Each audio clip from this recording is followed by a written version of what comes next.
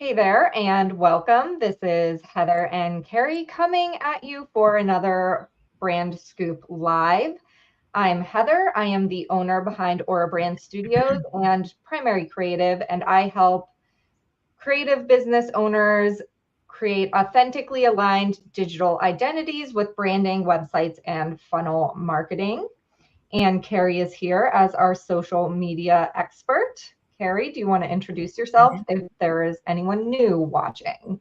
Yeah, I think that did it. I think you did a great job. So, yeah, I come in, do a lot of social media graphics, copy, creating that organic and paid pathways for people to find their ideal customers and clients, and being able, and then a lot of email. I feel like being able to tell the stories and drive people and give them good information without a ton of words.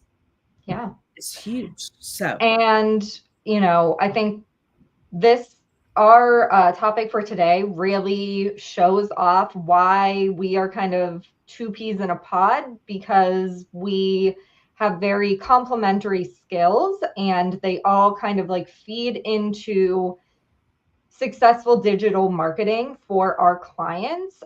Because today we are talking about, audience size audience size versus launch expectations. Because once you get into this kind of like digital online business arena, you start learning about things called funnels, right? And those are essentially like very targeted actions that your business is taking and leading people through specific steps to convert them into a paying customer, right? Because if you're in business, the name of the game at the end of the day is to make profit doing what you do best, right? And social media, email, that all kind of like feeds into and supports and bolsters any of these marketing funnels that you may be implementing in your business. So I think, Carrie and I have probably both worked with clients who are newer in this space, and they come to us. We have a discovery call. They have these certain expectations of launching this particular thing. So, right, putting it on offer for the first time, launch any sort of like very strategic, targeted digital marketing activities around promoting a specific offer is going to be referred to as a launch, because you're really putting a lot of time, effort, and energy behind it, you and anyone who's supporting you. And you get on the call, you ask about, expectations on how many sales are going to be made, and a number comes out all of the of mouth. they just say all of them, not everybody. Some people just say, I want to make all the sales. Yes. I want to reach all the people. I want to bring in all the new ones. Yeah. Yeah. And, that is just not as many gold stars as I would like to give for being aspirational in your goals. Things tend to work out a little bit better if they are actually grounded in understanding the numbers and understanding how things like this actually tend to work. Mm-hmm. So that's what we're going to talk about today, because the first thing you need to be working on before you are sometimes like doing that big launch is understanding and working really hard on building your audience, building the people that you're actually talking to, because it is not, unfortunately, it is not a build it and they will come situation. It was a movie. It's a movie. This ain't no Field of Dreams, y'all. It's not. It's just not. I've looked for Kevin. Not here. He's not there.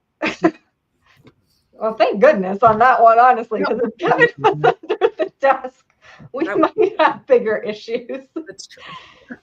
Yeah. So it comes down to the math, right? Like it really does come down to the math. Yes. So Yeah. So how And to, yeah, so Carrie, do you want to kind of kick it off? So one of the first places in digital marketing in, you know, this online world that we're all living in, one of the most common places I think for someone to find you brand new is on some sort of social media platform. Mhm. So do you want to talk a little bit about some of our heavy hitters like Facebook and Instagram? And while you do that, I'm going to put up a little formula for everyone talking about how to figure out like the total number of eyeballs they might get Mm.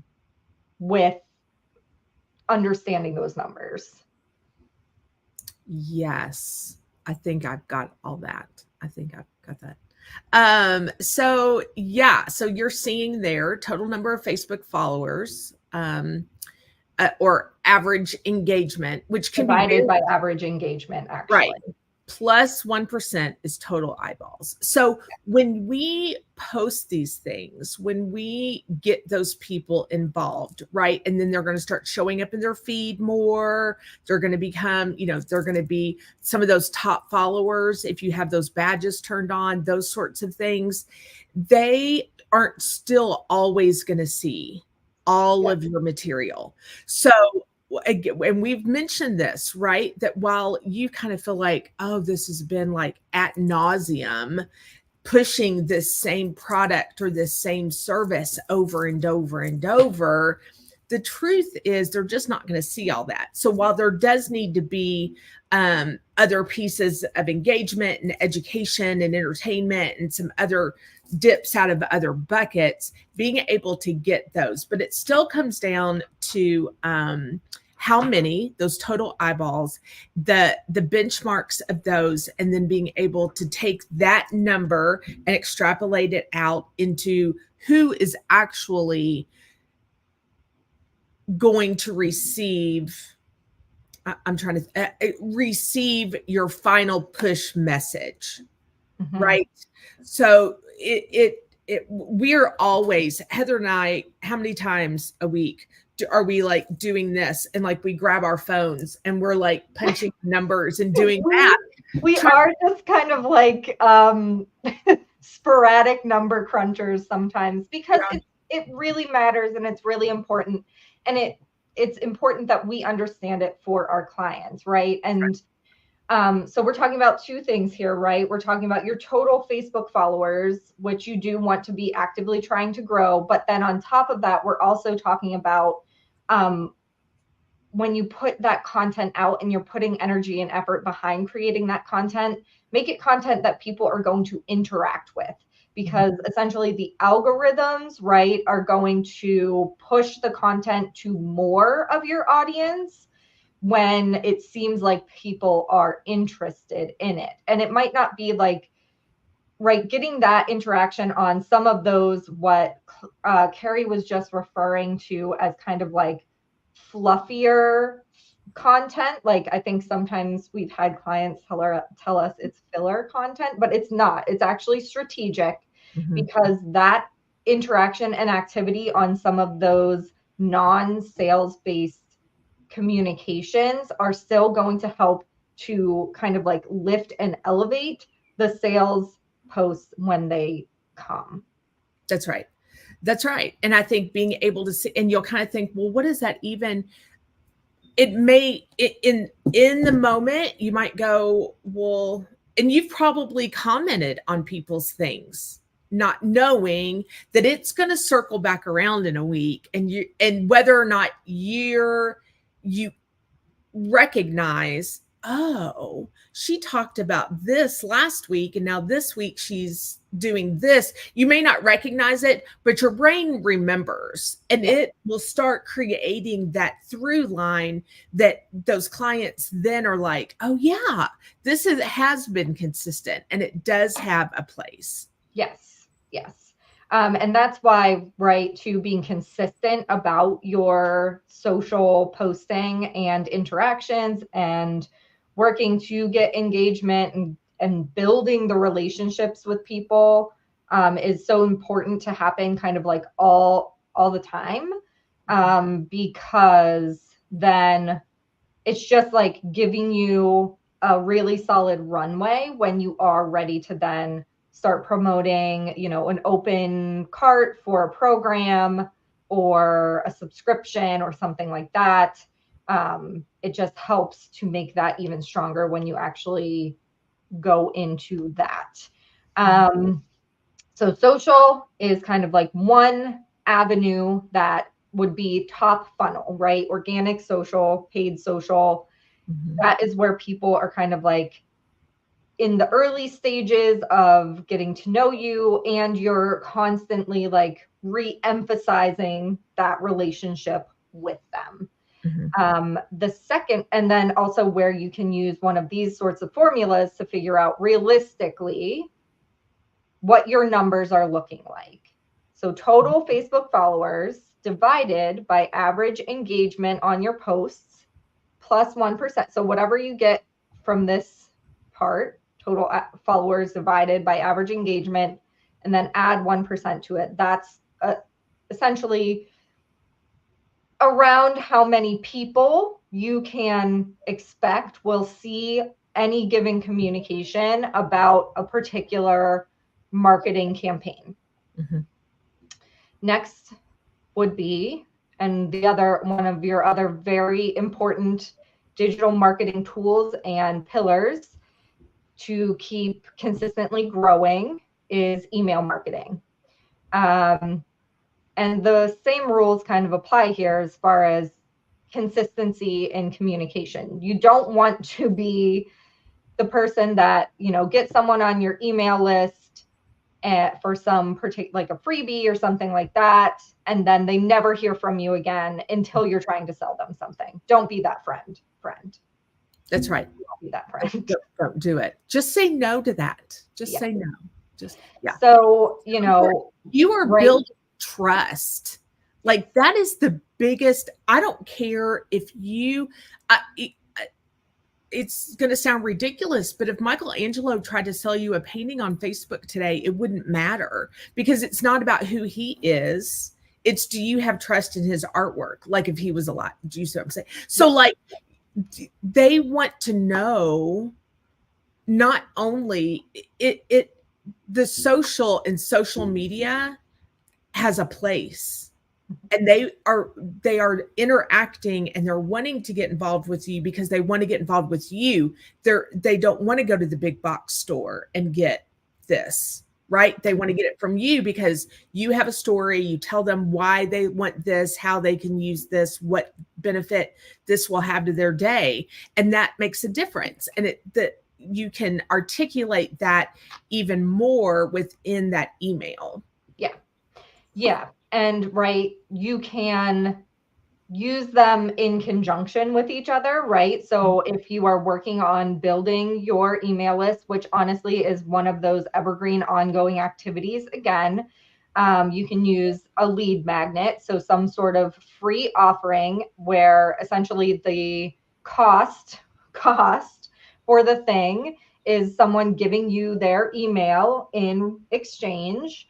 And you will want to consistently promote that through your social, because the hope is that you are going to have new people coming in all the time. So back to kind of what Carrie was talking about earlier, where we might be sick of hearing ourselves talk about something. It could be some segment of your audience. This is the first time they're hearing it. This is the first time they're seeing it. So using things like lead magnets, obviously, or low cost offers to get people into your email list then gives you an opportunity to continue communicating with them, continue building the relationship with them. But when it comes to your launch and kind of like realistic expectations, the formula that's up on the screen here is your total email list. So the total number of people who are on your email list times your average percentage open rate. So I would look at probably your open rate for the most like recent month or so. You can look back further if it's somehow drastically changed in that time. Obviously, like get an average first, and then that is going to give your total, estimated realistic eyeballs that are going to see whatever email communication that you send out about this particular offer or launch. So you're kind of like combining that number with your total that you got from your social, right? I think one of the common mistakes I see happen whenever people are trying to guess or figure out, how many people might sign up for a particular offer, they try to do a conversion rate based on that total email list number, but we can't actually figure out our conversion rate on the paid offer from anything other than how many people actually go to the sales page. So that number that you're getting from your email, that's the total number that you're hoping will see the thing. And then from there, a percentage of that is going to hopefully, if you've done your job and you've done your job well and you have a really compelling offer to provide them, a percentage of that number, this number here, is going to go to the page. Because I think sometimes too, especially when you're new in this realm, there is an inflated expectation of how many people are like from the total that even know that you exist are actually going to become paying customers. Yeah. Drop in the bucket. Yeah. Sometimes people will get onto your email list from a freebie and they will never become a paying customer, which is another reason why it's really, really important to do some list scrubbing activities, but that is a conversation for another day. It's on the list. Yeah. It's on the list. So, okay. So we know then at this point, if you're crunching your numbers, if you're following along, we would know, how many people are going to see things kind of at our top level of our funnel. And this is the other reason, guys, it's called a funnel, is because you start out with a much bigger number here and it keeps getting smaller down to the actual number at the bottom of the funnel of the people who are actually converting into paid customers. So then from there,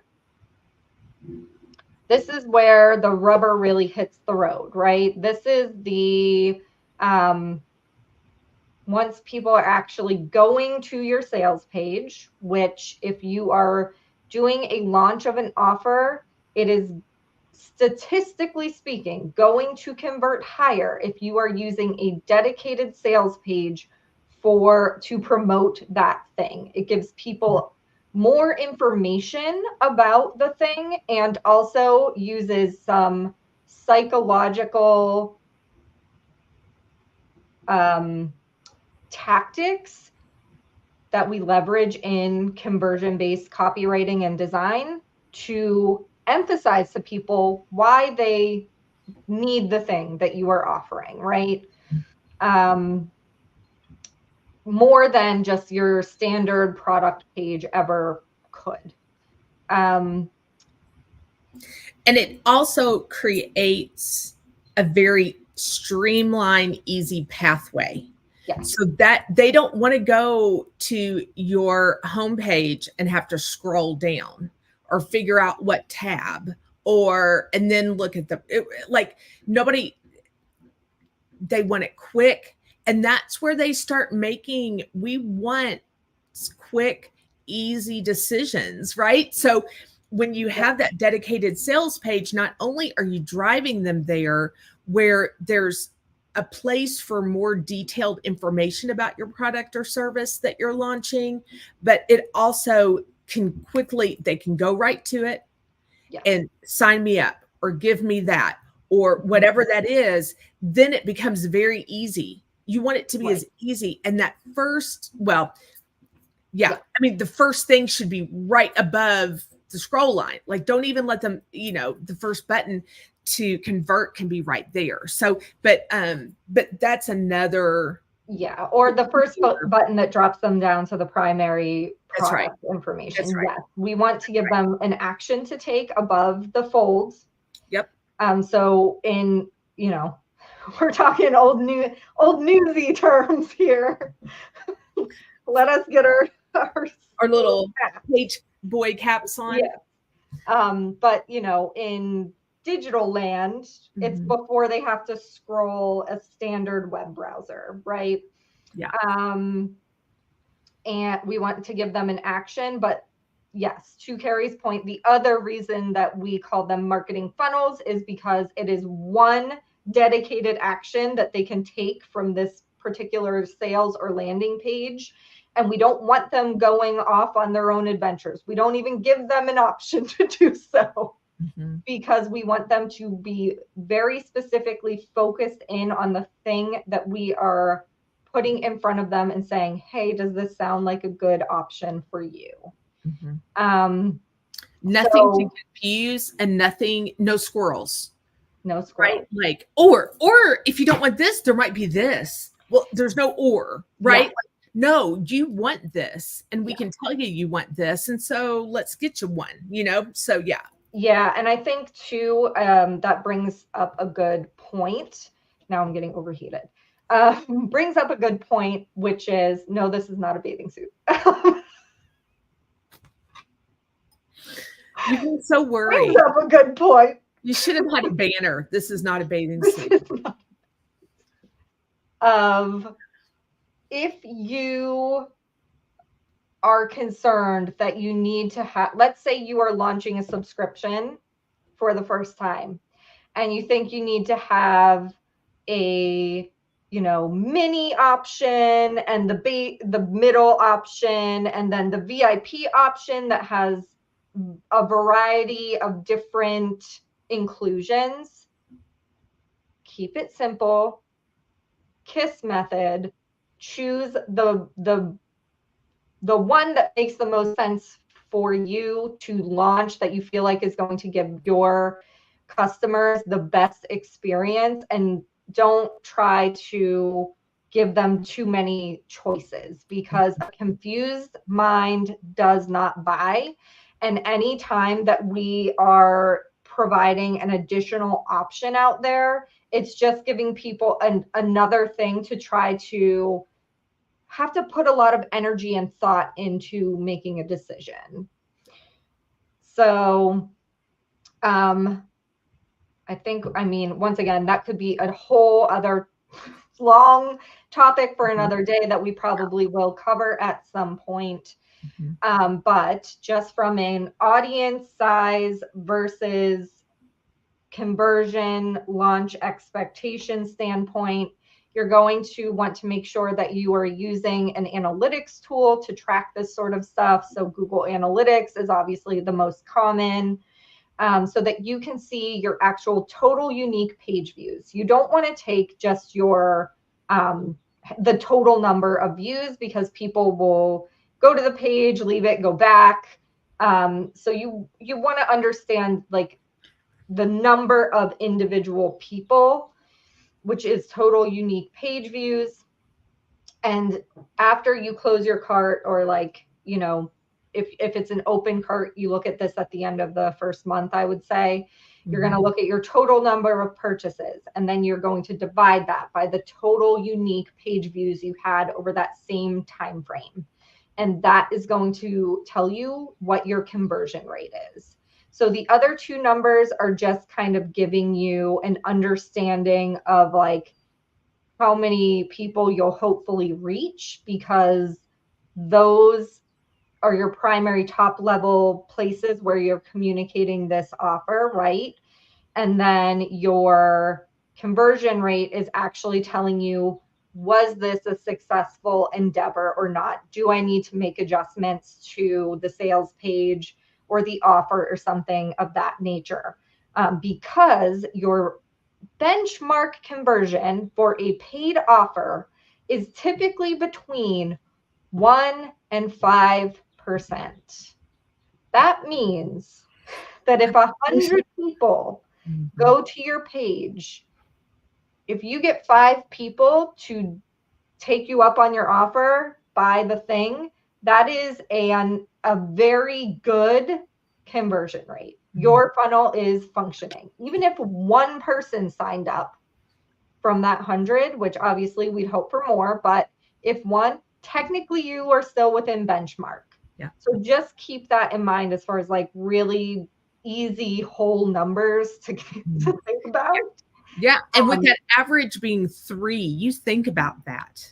And you think, and when we talk and going, we started off talking about those first discovery calls and people are like, we want all the new people, but even they'll come up with, 50 would be a good number. Okay, awesome. 50. So that means you have to have, and so we start, right. I think 1,000. Yeah. You have to start doing the math backwards. And so that's where we, with what we do and what we know about benchmarks and conversion rates, is we even can do the math backwards and say, well, these are the active followers and purchases and that sort of thing that you need. Do you currently have that? No.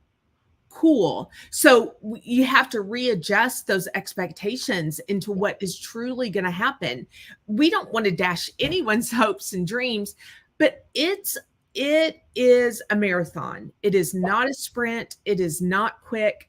It is not for the faint of heart or someone that, I think sometimes too, we see a lot of this like flash and shine of passive income, make money while you sleep, but like a whole lot of time, energy, and effort went into getting the systems in place before you were making money in your sleep. That's right. That's right. That's right. Did you do the math about what 50? I did. Yeah. So 50 would be 1,000 people hitting that page, 1,000 unique people hitting that page, and 50 would be a 5% conversion. So that's still, at the top end of that benchmark. Mm-hmm. And, depending on, there's all sorts of factors that go into this, right?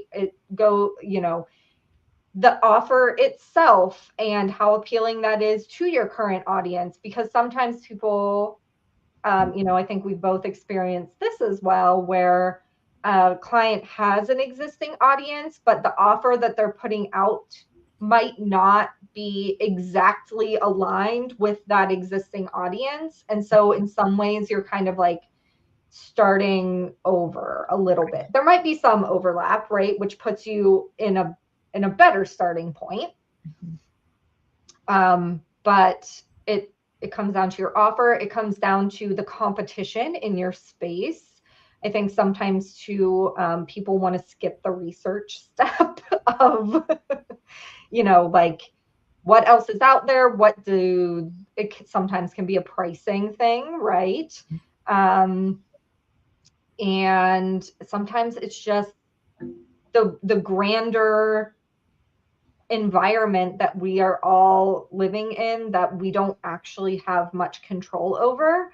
But I think this is maybe a good time to really drive home, like, don't play the comparison game. That's another reason why understanding your numbers is so important, because we see it in, business Facebook groups all the time where someone is celebrating a successful launch and then other people are feeling bad about themselves because they did not see the same, I got 50 subscribers. Well, we don't know really how percentages are better for truly understanding. Right. Was this successful? Was it not? And even if it was not successful, it's still a learning opportunity, right? That's right. It's only a failure if you just give up. Correct. And it's, for you to be able to go, I got 3 new subscribers. Well, that's really great because you have about, I'm trying to quickly do the math, but if you had 500 people or 700 people, then that's worth celebrating, Right. Like it's always like you just have to kind of, so, right. Percentages are better because my 10% might look different than Heather's 10%, but Right. there's still wins and they're still new and we're still building.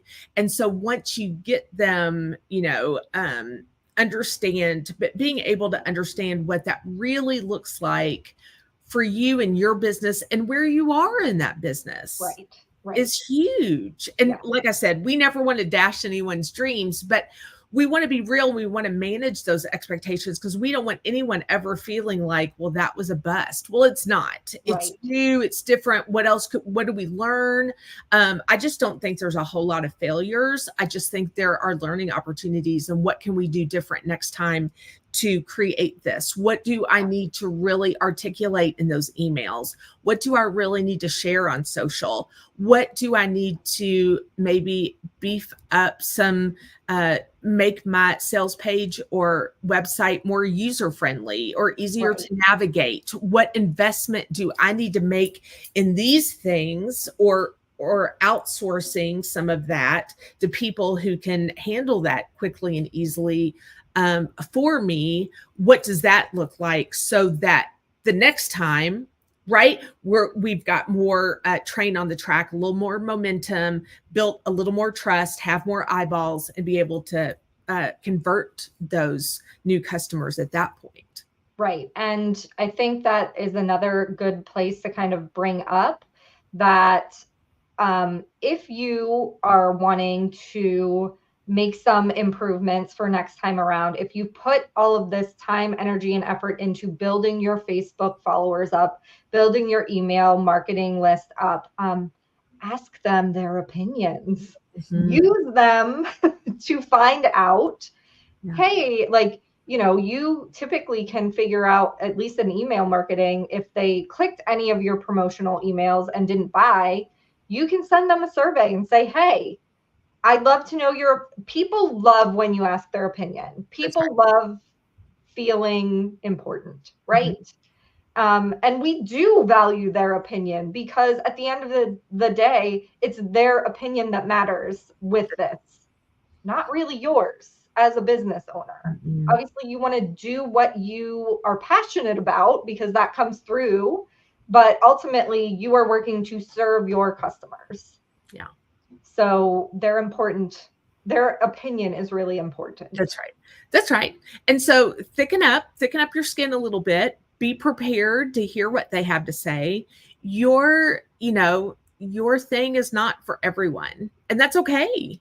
But you want to find, instead of looking, I was on a call with a potential client here recently, and she was like, I said, well, which lane? And I kind of named off 3 or 4 different places that I felt like her business may want to sit in. And she's like, oh, I'm a highway. I went all, and I was like, well, cool. But at some point there's exits and there's off ramps and there's roundabouts and right, there's all these different places that all of those lanes are going to go. They're not all going to end up at Successville. So really being able to understand why this looks appealing, this could really be where the money is. Mm-hmm. And that 3% seems like, oh, that seems so little, but consistently 3% is worth way more, right, than little bits every now and again. So but learning from them, understanding that, being able to keep that social, keep those emails consistent, not spamming, not overwhelming, but just, hey, here's a little something about me. Hey, here's a little something about my business. That can make keep those strides going so that the next time maybe that 1 becomes 3 and then that 3 becomes 5. Right. And now all of a sudden you've got 10 new people over a couple of launches that are consistent, good customers and telling other customers about you. Yeah, absolutely. Right. Yeah. I think